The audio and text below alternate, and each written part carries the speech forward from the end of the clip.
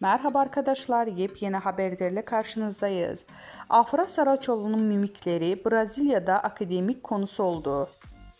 Ünlü oyuncu Afra Saraçoğlu, Brezilya'da Güzel Sanatlar Fakültesinde ders konusu oldu. Brezilyalı bir üniversitet öğrencisi oyunculuk ve mimik teknikleri üzerine yaptığı sınav ödevi için Saraçoğlu'nun 2019 yılında yaptığı Kardeş Çocuklar dizisinde sergilediği unutulmaz kömürlük sahnesini seçti. Öğrencinin hazırladığı detaylı analiz raporu dersin profesörü tarafından en iyi 3 çalışma arasına seçildi.